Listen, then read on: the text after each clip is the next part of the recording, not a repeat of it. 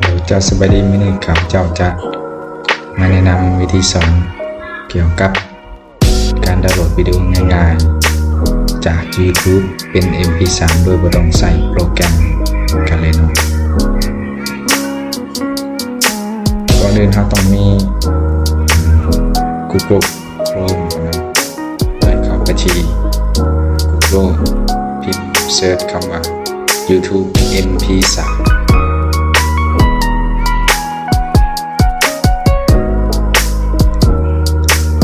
หลังจากนั้นเลื่อนลงไปเลือกเอาตัวที่3คลิกนิวแท็บเปิดแต่คลิกในนี้อาจจะเห็นช่องที่ใช้สำหรับป้อนลิงก์เข้าไปลิงก์หรือว่า URL ที่เราจะมาวางใส่เพื่อดาวน์โหลดเราจะไปเอาอยู่ช่องอยู่ YouTube นะช่อง YouTube นะครับจะไป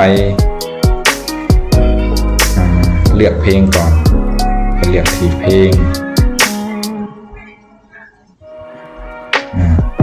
ก็ไปเสิร์ชเพลงแล้วก็เลื่อนหาเนาะหรือว่าพิมพ์ซอกหาเพลงที่ต้องการ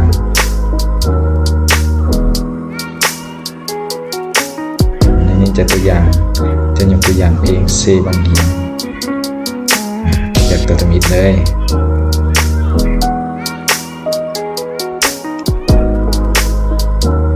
หลังจากเสิร์ชกลับไปเนาะ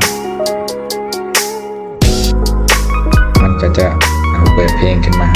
เอาปาลิงก์ไปได้นะหรือว่าจะคลิกหยุดก่อนเนาะ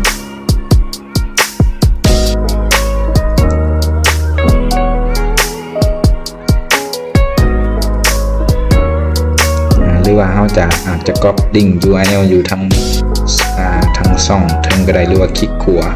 ใส่วิดีโอ Copy แล้ววางลิงก์ใส่กด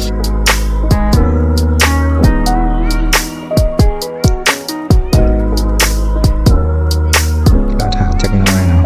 เพราะว่ายิงตามอินเทอร์เน็ตตัวนี้ถ้าอินเทอร์เน็ตไวอินเทอร์เน็ตช้าหลังจากนั้นเนาะมันก็จะโคเวอร์ให้เรียบร้อยเนาะเราก็กดใส่คำว่าดาวน์โหลดได้เลยเนาะสำหรับเพลงที่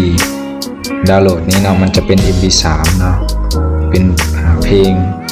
ที่บ่มีวิดีโอซึ่งไฟล์จะถูกเก็บไว้อยู่ที่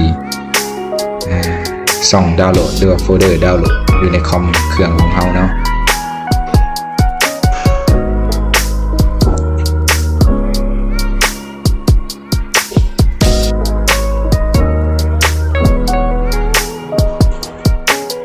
จากดาวน์โหลดเสร็จแล้วไปที่ช่องดาวน์โหลดก็จะมีไฟล์เพลงที่เราดาวน์โหลดไว้เป็น MP3 เราลองเปิดเบิ่งลองเปิดเพลงสามารถเปิดได้บ่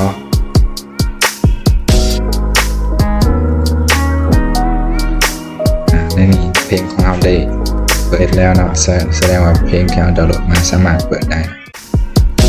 จะเป็นอะไรสำหรับคลิปวิดีโอนี้ท่านสามารถติดตามและฟังรับชม